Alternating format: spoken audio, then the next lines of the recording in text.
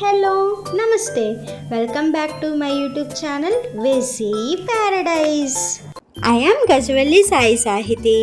ఈరోజు స్పెషల్ గుత్తి వంకాయ కారం.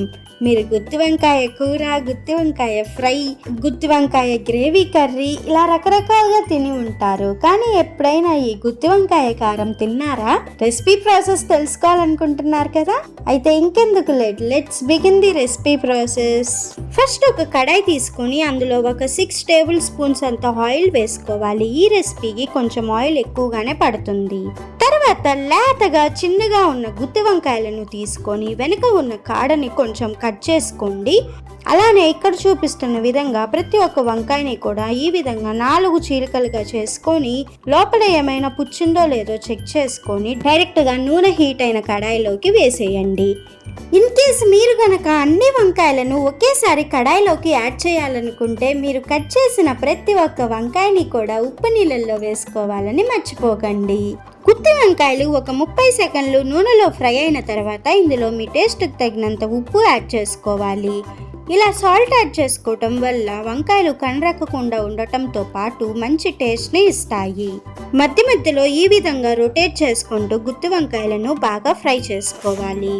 ఇవి ఫ్రై అయ్యేలోపు మనం మసాలా ప్రిపేర్ చేసుకుందాం రండి. దానికోసం ఒక మిక్సర్ జార్ తీసుకొని అందులో 2 టేబుల్ స్పూన్స్ ధనియాలు, 1 టేబుల్ స్పూన్ గసగసాలు, ఆల్రెడీ ఫ్రై చేసి ఉంచుకున్న ఒక గుప్పెడంత పల్లీలు, ఒక 7-8 వెల్లుల్లి రెబ్బలు, 2 టీ స్పూన్లు కారం, మీ టేస్ట్కి తగినంత కల్లుప్పు, చిటికెడు పసుపు యాడ్ చేసుకొని బాగా గ్రైండ్ చేసుకోండి.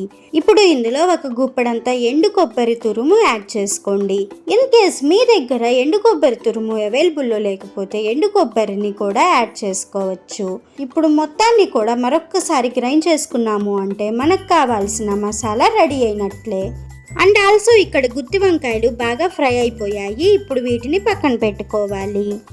ఇప్పుడు ఈ కడాయిలో మిగిలి ఉన్న నూనెతోటి మనం మిగిలిన ప్రాసెస్ చేసుకోవచ్చు. ఇన్ కేస్ మీకు కనుక ఇంకా ఎక్కువ ఆయిల్ కావాలనుకుంటే యాడ్ చేసుకోండి. ఇప్పుడు ఇందులో సన్నగా పొడవుగా కట్ చేసి ఉంచుకున్న ఒక ఉల్లిపాయ యాడ్ చేసుకొని 90% కుక్ అయ్యేంత వరకు వెయిట్ చేయాలి.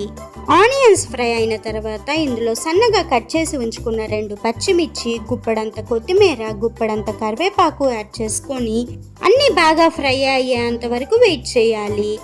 వన్స్ ఈ విధంగా అన్నీ కుక్ అయిపోయాయి అంటే ఇప్పుడు ఇందులో ముందుగానే రెడీ చేసి పక్కన పెట్టుకున్న మసాలా పౌడర్ మొత్తాన్ని కూడా యాడ్ చేసుకొని పచ్చివాసన పోయే వరకు ఫ్రై చేసుకోవాలి.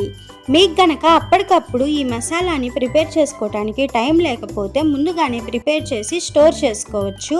కానీ అప్పటికప్పుడు గ్రైండ్ చేసుకున్న మసాలా కారంలో నుంచి వచ్చే టేస్ట్ ముందుగానే స్టోర్ చేసుకున్న కారంలో నుంచి రాదు.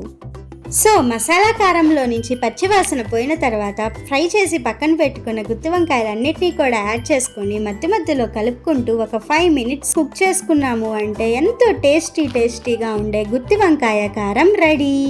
కూరగాయల్లో రారాజు అయిన ఈ వంకాయతోటి మనం సరైన పద్ధతిలో ఏ డిష్ చేసుకున్నా అద్దిరిపోతుంది. మీలో ఎంతమందికి గుత్తి వంకాయ అంటే ఇష్టం? మీకు గుత్తి వంకాయతోటి ఇంకా ఏమేం రెసిపీస్ కావాలి కమెంట్ చేయండి, ఖచ్చితంగా చేసి చూపిస్తాను. ఇంతకీ ఈ గుత్తి వంకాయ కారం రెసిపీ నచ్చిందా? అయితే ఇంకెందుకు లేట్, వెంటనే ట్రై చేసి చూడండి. Stay tuned for more interesting recipes. Please do watch, like, share, comment and subscribe to my YouTube channel. Thank you for watching. Bye bye.